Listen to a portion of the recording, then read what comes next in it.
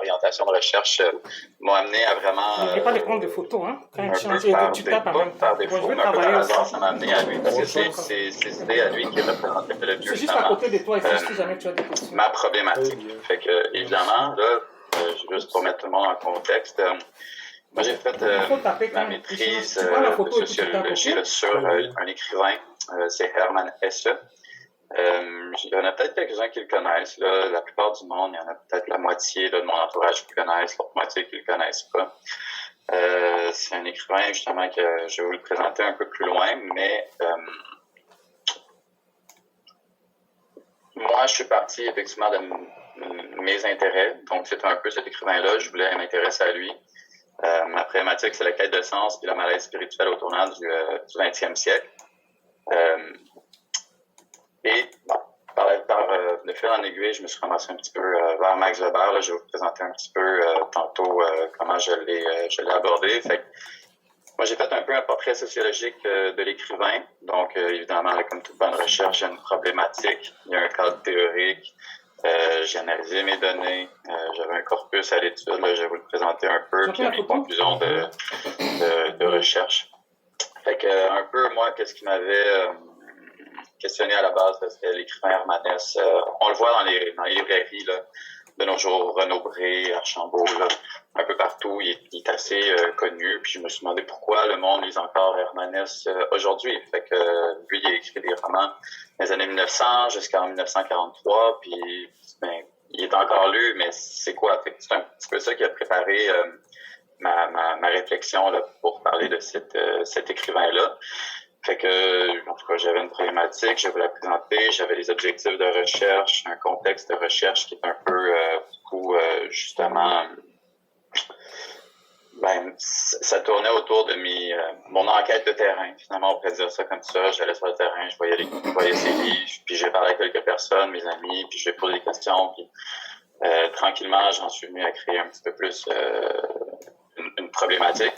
Je tiens quand même à préciser que j'ai pris Hermann Hesse, mais il y a plusieurs autres écrivains qui auraient pu être pertinents, plusieurs autres psychologues, philosophes, et même sociologues. Mais moi, justement, je vais vous parler juste un peu tantôt brièvement, c'est quoi une biographie sociologique, là, mais c'est un peu une étude de cas également de l'écrivain.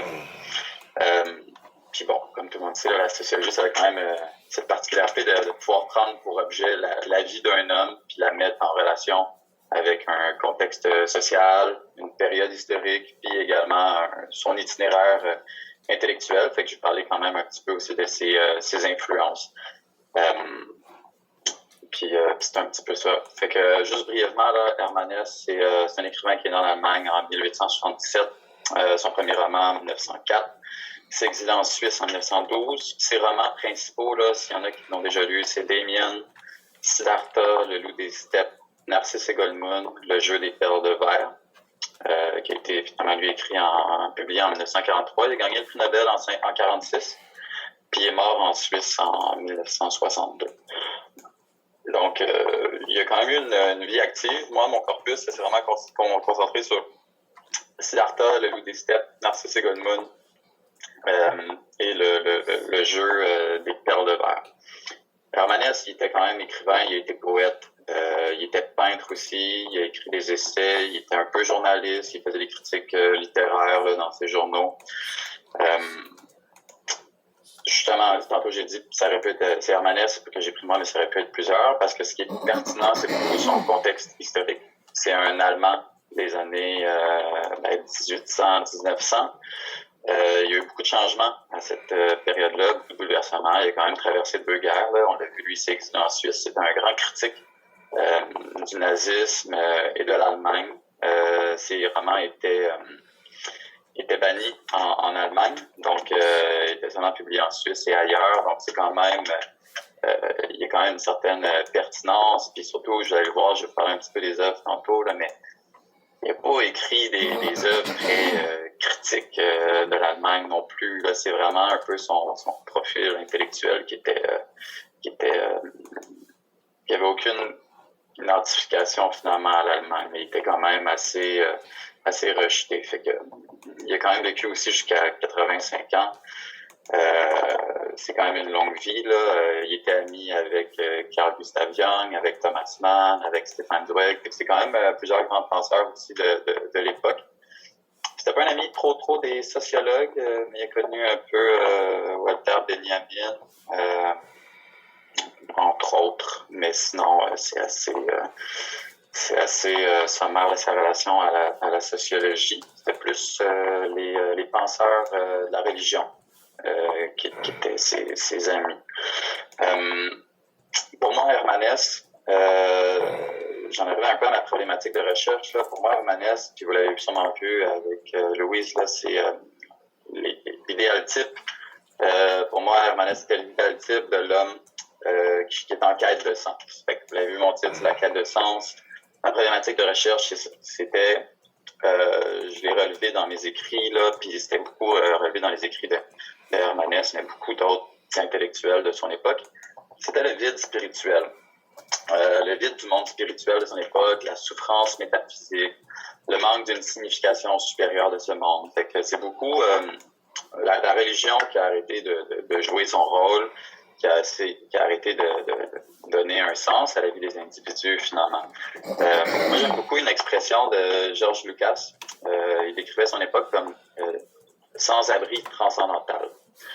Donc, beaucoup des individus de cette époque-là, justement, se sont retrouvés à chercher un sens, à ce que la religion soit plus trop là pour les orienter dans la vie. Fait que les idées de Dieu, même il y a surtout Dieu, là, mais il y en a beaucoup d'autres, même le protestantisme à travers l'éthique du travail, là, est sûrement vu dans l'éthique protestante, l'esprit du capitalisme.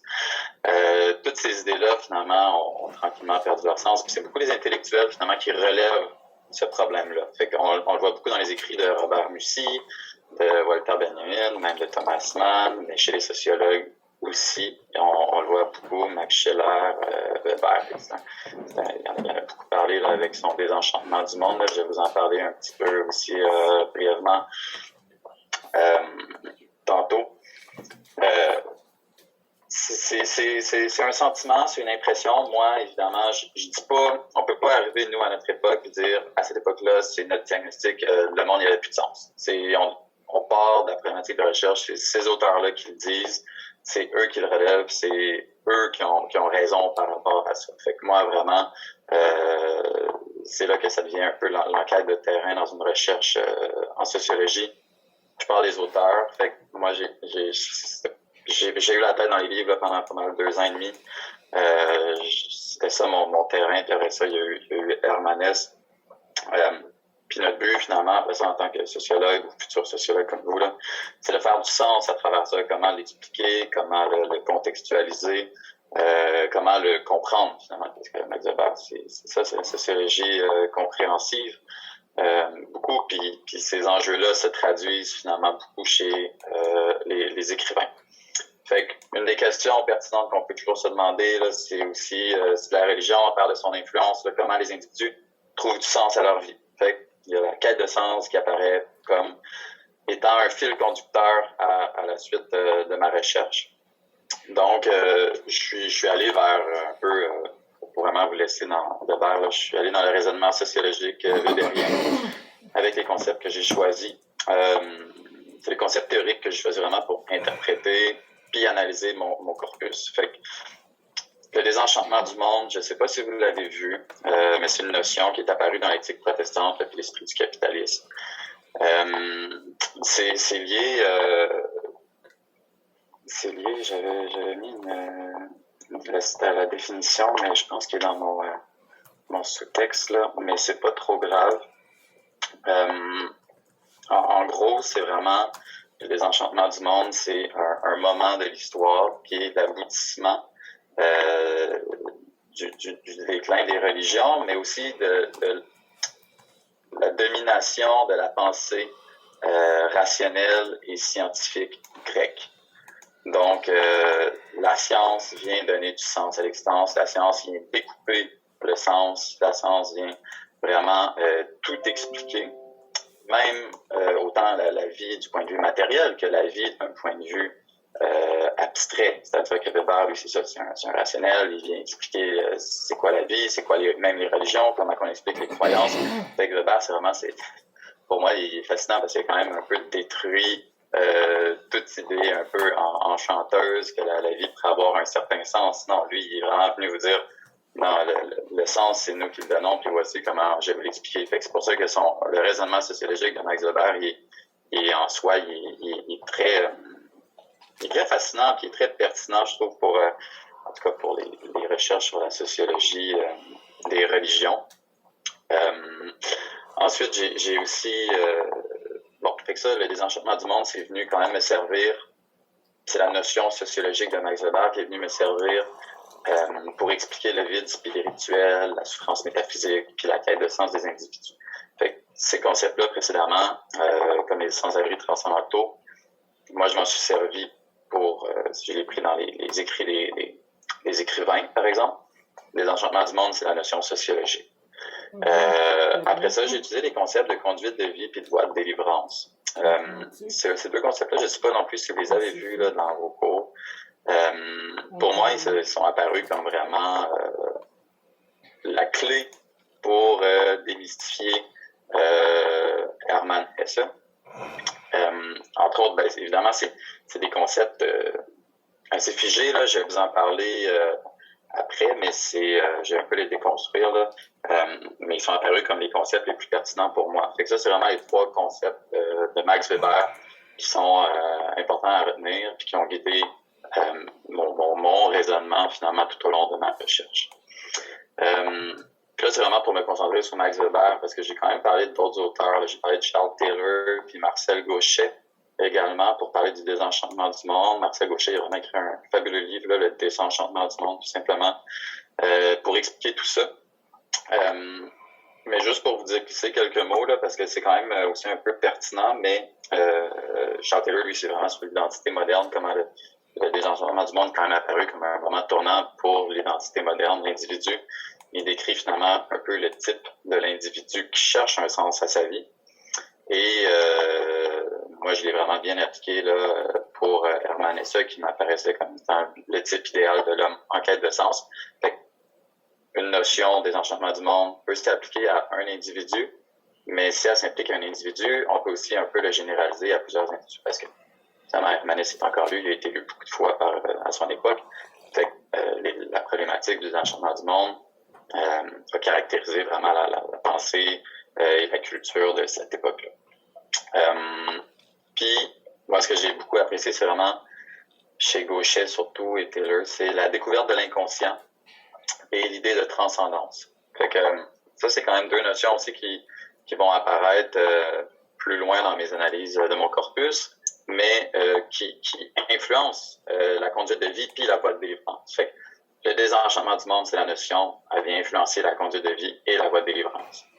Mais évidemment, il faut bien comprendre comment ça peut les influencer. Là, je vais juste déconstruire un petit peu le concept de conduite de vie. Fait que le concept de conduite de vie, là, c'est de manière grossière, là, c'est été décrit par Isabelle Kaneski, une experte de Max Weber. La conduite de vie, c'est un ensemble de dispositions communes à un certain groupe social et d'actualisation individuelle de ces dispositions dans des pratiques possédant un degré relatif de cohérence. Bon, ça peut paraître banal ou compliqué, là, ça dépend de la manière qu'on décide de le voir. Moi, j'ai quand même décidé de déconstruire cette définition-là en 3 sections. Fait que la conduite de vie, c'est à la fois un ensemble de dispositions communes à un certain groupe social, mais c'est également l'actualisation individuelle de ces dispositions dans des pratiques qui possèdent un degré relatif de cohérence. Fait que ça, c'est le 3e.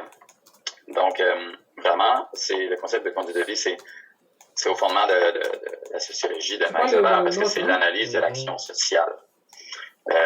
Puis l'action sociale, puis là, je précise, l'élément à retenir, c'est vraiment le sens subjectivement visé de l'action dans un certain contexte. Donc, toute conduite de vie est toujours orientée vers un sens qui est donné. Conduire sa vie, ça a une connotation active, proactive, c'est dirigé, guidé. Donc, une conduite de vie, c'est toujours orienté vers quelque chose. On peut penser qu'on ne conduit pas sa vie, mais tout le monde, d'une manière consciente ou inconsciente, finit par avoir une certaine conduite de vie qui est orientée par des pratiques qui possèdent un degré relatif de cohérence, mais aussi un ensemble de dispositions communes. Donc, l'ensemble des dispositions communes, c'est beaucoup... ça fait référence au monde extérieur. C'est les systèmes de disposition d'esprit. Vous l'avez vu, là, le système capitalisme, par exemple, mais également, c'est l'esprit du capitalisme. Fait que c'est ça, les dispositions communes à un certain groupe. Fait que d'un point de vue un petit peu plus restreint, c'est l'esprit du capitalisme, c'est un exemple, mais ça peut aussi s'inscrire dans un certain rapport au monde. On va parler de l'esprit moderne aussi. Fait que ça, c'est vraiment une disposition commune dans un groupe social, c'est des significations culturelles. L'actualisation individuelle de ces dispositions, ça fait référence au monde intérieur. Fait que c'est des habitudes, définition toute là, c'est des habitudes incorporées non réflexives, jusqu'à des déterminations parfaitement réfléchies. On peut penser à Bourdieu, vous avez sûrement peut-être vu Bourdieu, ça peut faire la notion, on rappelle la notion d'habitus, là, les actualisations individuelles de ces dispositions-là. Mais c'est vraiment au fondement de la conduite parce que c'est là que l'individu va donner un sens, va viser un sens avec sa conduite d'une manière subjective. Puis le troisième point, là, les pratiques possédant un degré relatif de cohérence, c'est plus le rapport pratique au monde. Fait que on va parler plus d'une configuration de sens. Fait que qu'est-ce qui est cohérent chez une personne, qu'est-ce qui est stable, qui est linéaire, qui va vraiment se répéter. Fait que, par exemple, là, moi, dans les œuvres de Hermanès, je vais avoir la cohérence dans chacun de ses livres. C'est quoi le fil conducteur? Fait que tout le monde a une cohérence dans ce qu'il fait. Dans vos études, même si, par exemple, pour un individu, mais on va s'inscrire dans une modernité, puis il y aura toujours une certaine cohérence à chacune des actions qu'on va faire. Fait que c'est très déterministe, là, c'est très Max Weber également, mais on peut tout mettre dans ce concept de conduite de vie. Mon deuxième concept, là, la voie de délivrance, ça paraît quand même plus simple, parce que l'idée de délivrance est assez typique et connue, puis ça dit ce que ça dit. C'est très important dans les religions, mais c'est beaucoup très théologique aussi comme concept, mais la sociologie, Max Weber l'a revendiqué pour son étude des religions. Ça fait référence à l'idéal de la libération de l'individu. Fait que selon certaines cultures, le christianisme, par exemple, va parler le rachat de la vie dans le bas monde en vue d'une rédemption dans le delà. Pour le bouddhisme, on va parler de contemplation mystique, on va parler de le nirvana, puis la libération de l'âme, par exemple. Il y en a plusieurs exemples, mais vraiment, la définition toute là, c'est que si l'idée de délivrance est déjà inscrite potentiellement dans la conception générale du salut religieux, elle prend une signification spécifique dans certaines religions seulement, qui oriente l'action religieuse autour d'un arrachement au bien de ce monde et d'une délivrance des différents maux qui assaillent les hommes sur Terre. Donc, c'est vraiment toujours lié à des conceptions qu'on a de l'univers, des visions du monde, de ce qui peut être difficile ici, dans le bas monde, puis d'une libération en vue de l'au-delà. Mais la sécularisation du monde a quand même amené certaines délivrances dans le bas monde aussi. Puis ça, on va le voir un petit peu dans quelques-uns des romans de Hermanès également. Puis là, c'est ça pour la voie de délivrance. Je ne sais pas si, évidemment, s'il y en a qui ont des questions, n'hésitez pas à les poser, lever la main ou quoi que ce soit. Juste un petit mot pour juste vous orienter dans mon travail, là, la biographie sociologique, c'est un peu ça que j'ai fait. Moi, j'ai cherché vraiment à partir de l'hermanisme pour expliquer le social. Fait que c'est à partir de l'individu qui est sujet à un individu objet. Fait qu'on prend la problématique, on problématise finalement la vie d'un individu, puis on le met en relation entre l'individu et la société. Fait que pour Hermanès, vous l'aurez compris, le problème de l'absence de sens dans le bas monde est devenu vraiment un problème auquel il a cherché des voies de délivrance pour résoudre un peu ce problème-là. Fait que les voies de délivrance, c'est eux qui influencent les conduites de vie.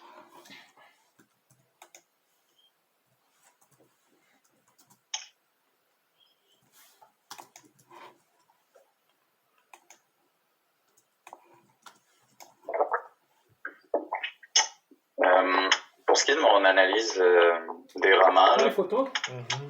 ce qui a guidé mon analyse, c'est vraiment le contexte de l'écriture. Fait que là, vous l'avez vu au début, là, la période dans laquelle c'est inscrite, ont été écrits les romans. Les influences, finalement, de la création littéraire, puis les thèmes qui sont inscrits dans le roman. Fait que, naturellement, après ça, moi, je suis resté sur... Il y a tout ça qui vient un peu agir en arrière-plan de l'analyse du roman. Puis au centre, ce que j'ai cherché vraiment à saisir, c'est la conduite de vie et les voies de délivrance des personnages. Fait que là, je vais vous parler un petit peu des personnages tantôt, là, mais juste pour que vous soyez un peu familier avec les noms, il y a Siddhartha, Harry Haller, Narcisse Goldman, puis Joseph Ballet. Donc, précision, là, je ne sais pas si je l'ai fait tantôt. Moi, justement, j'ai analysé les romans, mais Hermanès est un écrivain de romans initiatiques. Donc, dans ses romans, il met des personnages de l'avant, puis on voit un peu leur initiation à la vie, à une forme d'initiation. Fait que par initiation, on voit leur développement, leur cheminement, leur découverte. C'est vraiment un peu de la connaissance de soi là, dans ces personnages. Fait que moi, je parle un peu de l'écrivain Hermanès, mais je parle aussi beaucoup de ces personnages parce que c'est leur conduite de vie à eux que j'ai analysé. Ça peut avoir l'air banal là, à première vue, mais c'est ça qui est intéressant avec Max Weber, c'est que ces concepts me permettent finalement d'étudier un peu tous les champs d'intérêt possibles. Puis ça s'inscrit un petit peu dans la sociologie de la littérature. Là.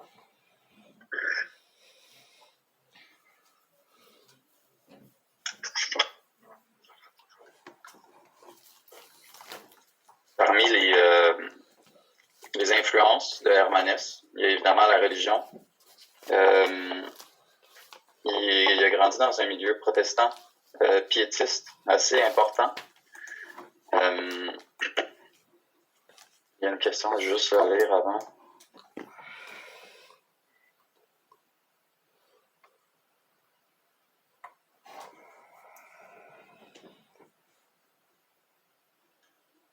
Est-ce que, Elisabeth, tu aimerais mieux poser ta question oralement, s'il te plaît, juste pour que je puisse être sûr de bien comprendre?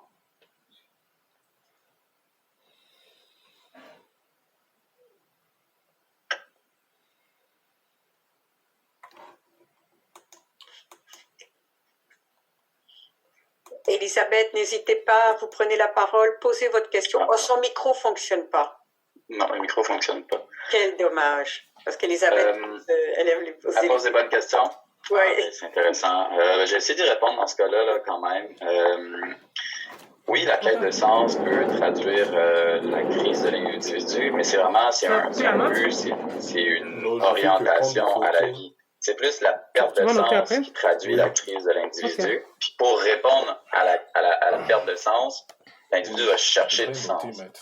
Mais la quête de sens peut être sans fin. Il y a des individus, il y a des personnages qui l'ont cherché tout le long du roman. Il y a Hermanès qui l'a quand même cherché un peu toute sa vie.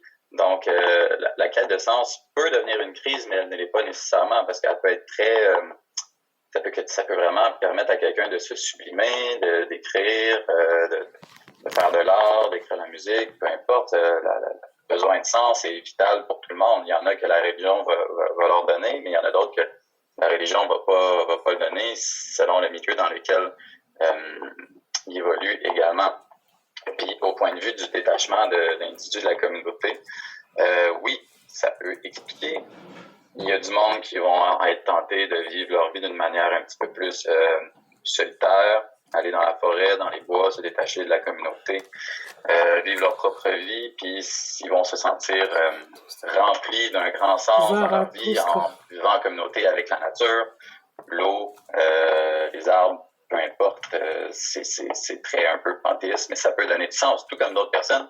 Ils ont besoin du social, ils ont besoin d'être dans la grande ville, ils ont besoin d'écrire, ils ont besoin de faire autre chose pour donner du sens. C'est pour ça que la quête de sens est très subjective et propre à chaque individu. C'est pour ça aussi qu'au début, je disais quand même que Hermanès, moi j'ai dit Hermanès, mais ça pourrait être n'importe qui, n'importe quel auteur, puis ça aurait donné une recherche tout à fait différente également. J'espère que ça répond à la question.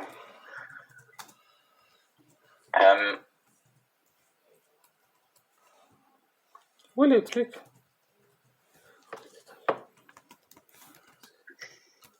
Parfait. C'est ça. Fait que parmi les influences d'Hermanès, là, quand même, c'est ça, le piétisme que je disais, qui est une doctrine de secte luthérienne, qui donne un grand sentiment d'élimination personnelle, de rechercher sa propre voie en dehors de l'Église, etc.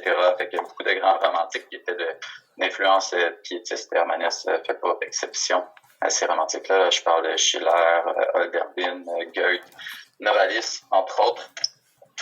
Qui étaient des grandes influences pour Hermanès. Là, même, il y a quelques philosophes, là, bon, Nietzsche en fait partie, il y a Leibniz aussi, Spinoza à moins grande échelle, mais c'est tous des penseurs qui ont cherché un peu une voie où c'est eux-mêmes qui pourraient trouver leur propre quête de salut. Il y a le romantisme, comme j'ai dit, parce que c'était tout des romantiques. Tout ensemble des mouvements intellectuels, philosophiques se sont développés après la première moitié du 19e siècle. Là, ça a quand même donné beaucoup de jus aux écrits d'Hermanès, parce que lui aussi faisait partie de ceux qui s'opposaient, par exemple, à Max Weber, parce qu'il était très vers le mouvement irrationnel, contre la rationalité qui vient enfermer l'individu dans des dogmes. Et les autres influences aussi, les religions du Moyen-Orient, bouddhisme, taoïsme, confucianisme. J'en parlais dans le prochain roman. Puis, surtout, une grande influence, c'est la psychanalyse là, pour Hermanès, Carl Gustav Jung, Freud, puis Lang. Là, ça a été trois grandes influences. Il y a peut-être plusieurs sciences de psychanalyse. Hermanès. C'est pour ça que la découverte de l'inconscient demeure une influence majeure là, chez Hermanès.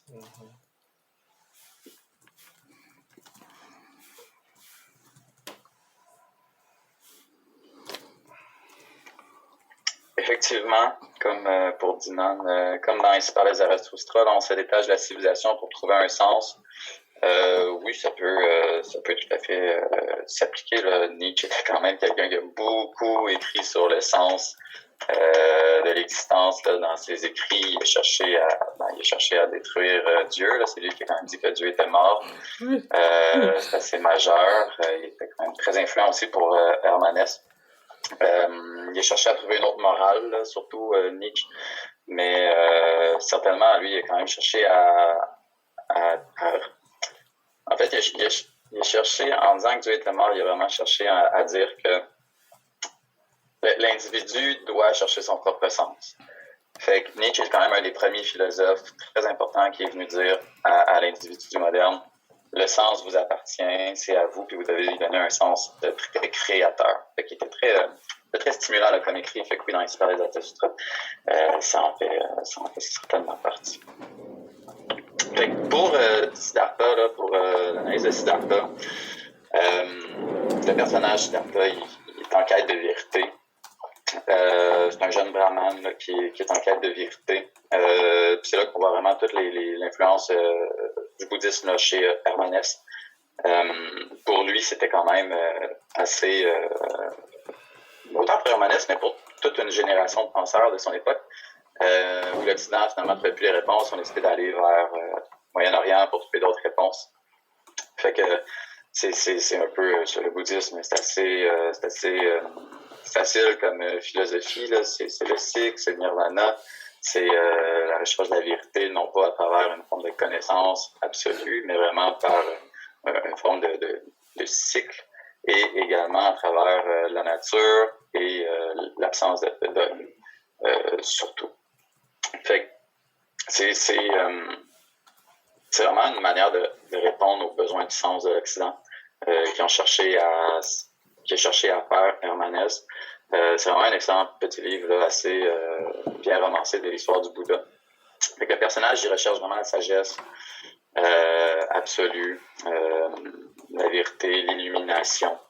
Ça lui apparaît comme difficile, fait que dans le roman, on traverse un peu les étapes de sa quête en fonction de avec qui il se tient. Il y a un ami avec lui.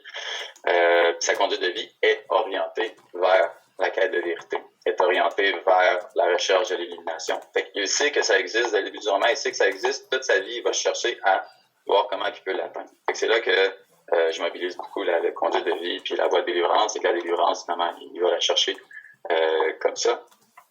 Puis bon, j'espère qu'aujourd'hui, j'aimerais ça vous donner envie de lire Ernest. Là. Fait que j'essaie de pas trop voler de punch ou divulgacher quoi que ce soit. Là. Peut-être qu'il y en a que ça n'intéressera aussi pas.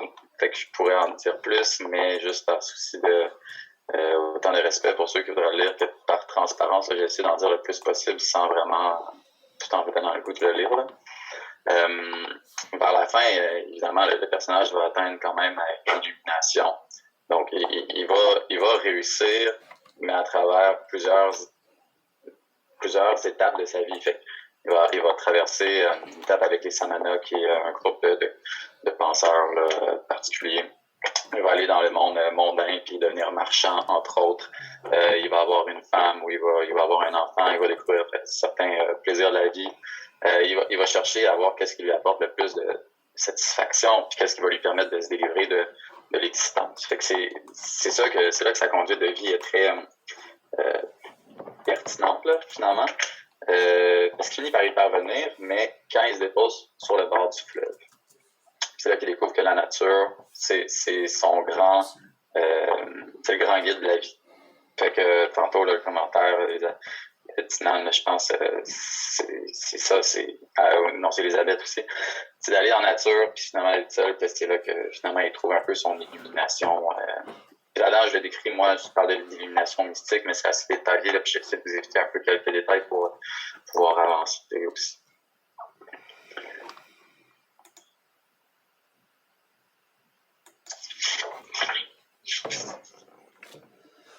Pour le loup des steppes,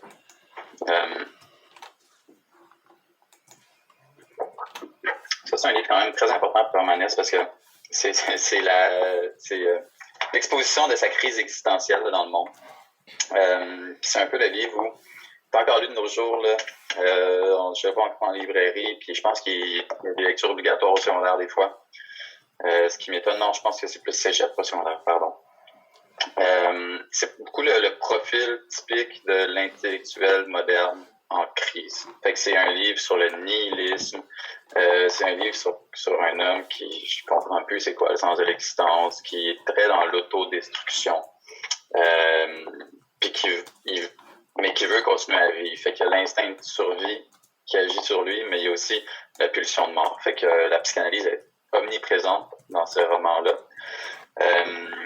Il y a 3 voies de délivrance là, qui apparaissent vraiment comme étant les plus qui apparaissent comme les 3 solutions là, au personnage principal. Il y a le suicide, il y a l'humour transcendantal, puis le théâtre magique. Fait que j'ai juste les décortiquer un peu parce que écrit juste de même, ça a l'air wow, c'est quoi le théâtre magique, puis le suicide, c'est trop, mais le suicide, c'est vraiment plus une disposition d'esprit.